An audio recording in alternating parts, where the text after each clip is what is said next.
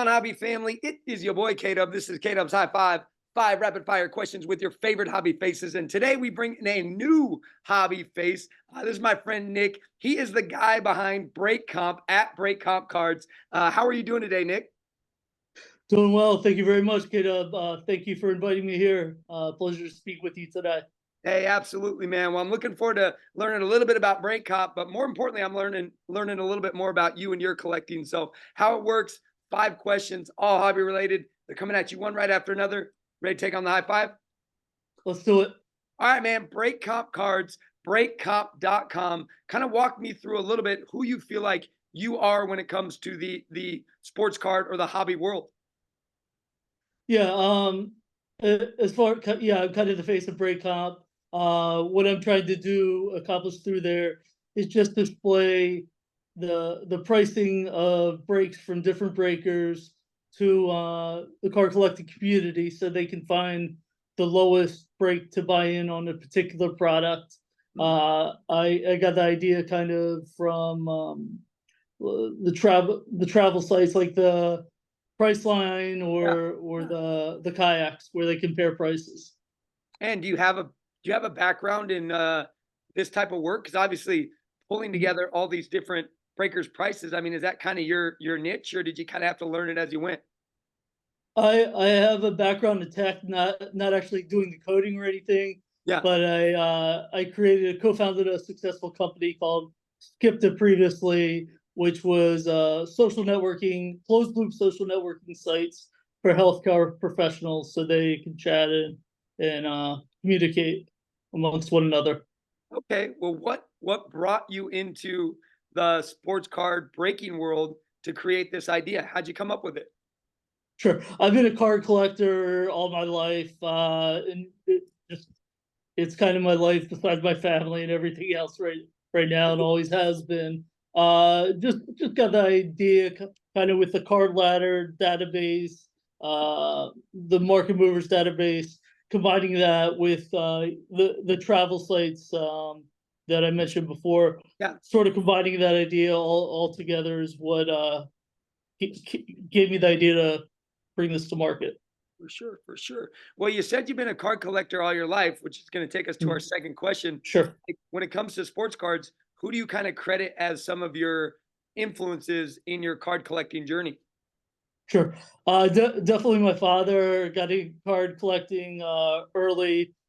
He wasn't much of a card collector, but huge into sports. So being huge into sports, it graduated to card collecting.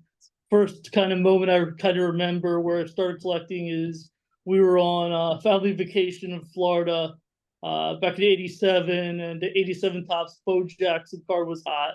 Okay. So there's a 7-Eleven across the street from the condo where we were staying at. So we made many trips over there to try to pull the Bo Jackson card, and I've been hooked ever since. And then graduated into other sports like basketball and football as well over the years. Did you hit the Bo Jackson though? That's the question. I did, yes, yeah. I got one. I love the Future Stars logo on the wood background or Absolutely. wood border. Oh, Yeah. iconic junk wax card right there for sure. Absolutely. You know, it's interesting. I have a lot of people on here, and a lot of times it goes back to your dads and just the influence of the dads in a kid's life. And you're kind of speaking my same story because my dad didn't collect cards, but he loved sports and he knew that I love sports. And so it's this simple thing that we could share together. I remember going to the card shops with him on Saturday. Oh yeah. And you know, it was like it wasn't about necessarily the cards, it was about the time with his boy for him. So I know you got kids. Do your kids also collect cards? Yeah, my oldest boy who's 10, he's into kind of non-sports, not a huge sports fan or anything. My daughter is kind of into it because the boys are into it, and then her twin brother, who's very young, is really into it. So really started him young in the collecting. He's only 4 years old. He knows all the players already. Got into it way before I did, so it's a lot of fun. And you realize, being a parent, how much time your parents spent taking you to the card shows Saturday mornings at the card shops, you realize how much effort and time that Mm. was, and you don't really realize that as a kid. So Oh, it's absolutely. cool to look back on that. Oh, absolutely, absolutely. That's Yeah. about so I have a 8, soon to be 9-year-old. Uh-huh. He's really into Pokemon, so I'm not sure if that's your Oh, nice. 10-year-old. Yeah, so Pokemon is like his world. But about 4 or 5 is when he started kind of looking and getting interested in my cards. Mhm. And he fell in love with Adrian Peterson, which Skull, Oh, go Vikings. nice. I'm okay with that. And Uh-huh. able to amass a pretty fun little collection for himself, hopefully to take forward into the future. But um, Oh, it's great. Very don't know if exciting. it's gonna pay for his college, but he's got some fun stuff he can show off. So, uh, Nice. well, hey, let's talk about you as the collector. Mhm. We all talk about the Grail card, the Grail item. Is there that card out there for you that you've always wanted for your collection? And what is it and why? Yeah, the Grail would be, the Honus Wagner T206 and Okay. the Baltimore News Babe Ruth card. Mm, On a lower scale that I've been searching for and have not been able to find. I'm a big Cliff Floyd fan. okay. Um, it goes back to my dad taking me to minor league games in the Yeah. '90s. Harrisburg Senators, Reading Phillies are close by here, Yeah. so really got a connection with him. So I've been looking for a game used Harrisburg Senators jersey of his Okay. for I don't know 15, 20 years now, and just haven't been able to locate it. But that's kind of my grail that I could afford at this time. Is it out there? Have you seen one? I I have not seen any, no, because if I saw one, yeah, I would buy it. Pretty Yes. much would pay pretty much any price for it. Yeah, Cliff Floyd had a beautiful swing, he and did, yes. he could hit the ball a mile. Uh, I used to love watching. I mean, that's like my time of watching Major League Baseball. And he was always in the mix, man. That dude had some power. He played for the Cubs for a little bit, right? Yeah, started out with the Expos. Right. Forget where he went after that. Marlins, maybe Mets, Red Sox for a little bit Yeah. there.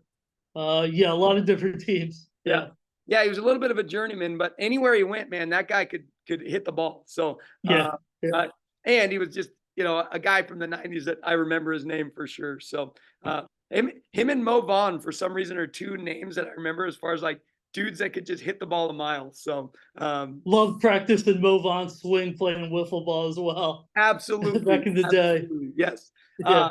Uh, Mo Vaughn, Sammy Sosa, those were kind of my two. Mark McGuire, you wanted to try to hit the ball Yeah. out of the wiffle ball stadium, but yeah, those Yes. were the guys. Well, hey, The Sheffield bat oh waggle yes, wiggle. Yeah. yes, absolutely. Now we're Yeah. now we're talking right now. Uh, That's right.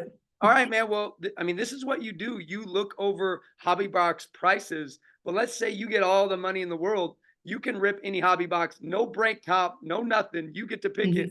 Mhm. What box are you picking and why? Doesn't have to be a hobby box, just box in Mhm.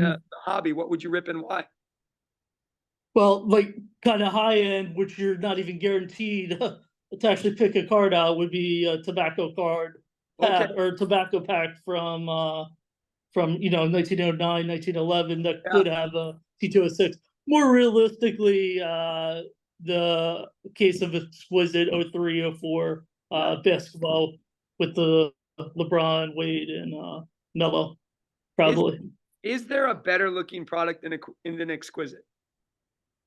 No, love the exquisite, love the national treasures. Yeah, I just love those patch cards with especially when they use the actual game used Yes. jersey patch within the card. Yeah, phenomenal product. I mean, there are PAs. I mean, even if you obviously you want the LeBron, you want the Melo, but even the no name guys, like I still love those cards. Just they're just so beautiful on card autographs. The patches are always chunky. Man, exquisite. It's just a beautiful, beautiful product. Yeah, It is missed in the major sports. I mean, I know they still got hockey, but it's missed in the major yeah, sports for sure. So, yeah. Even like the throw or the players from like the '80s mm, and some from the '90s, '70s yes, with the patches. Yes. in their Hall of Famers. It's incredible product what they produce there. I For sure. miss it. Yes. Likewise. Likewise. Well, hey, let's get into this idea of break comp. You Yeah. came up with this idea. You kind of gave us its beginnings, but why did you feel like this was something that was needed in today's sports card world? Why did you feel like this was the avenue for you to go as far as creating something? What was the why behind break comp? Sure. Kind of me personally, I don't do box breaks anymore just to avoid a conflict of interest. But Mm, back, you know, a few years ago, I was going site to site, pricing them out. There wasn't a central hub or location that you could see the pricing of all different breakers.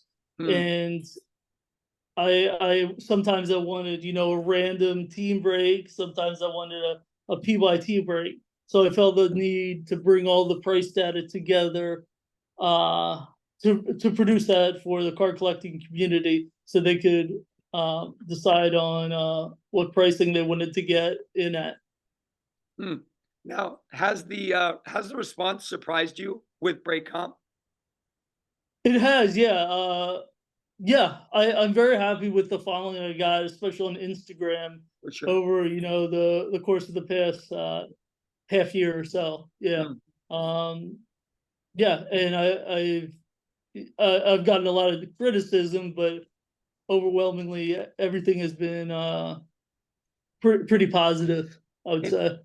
yeah, and I mean, in a world where literally everything is transparent, Yeah, um, why shouldn't box breaks be any different? You know, why should we not be able sure. to see who's doing what? I mean, we can do like I mean, you list airlines, hotels. Shoot, you could look Yeah, up food prices and probably get something like this. Why is box breaks this hidden thing? So I think it brings transparency to the hobby. I think it brings transparency to the sports card world. So any way we can do that, I think is good because in the end, we're all collectors. We're all average Joe collectors. So kudos to you for coming up with a niche and an avenue that I think was needed, man. So continue to keep up the good work, man. appreciate it, man.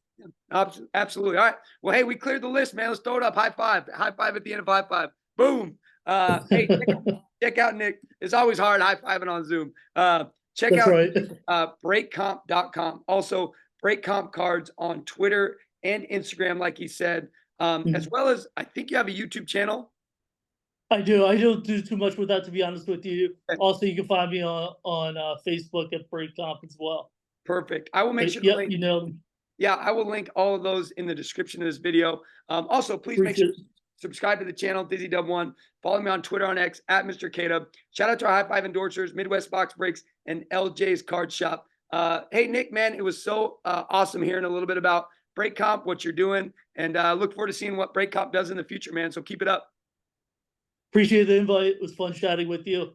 Absolutely. All right. Y'all take care. We'll catch you next week on the next High Five.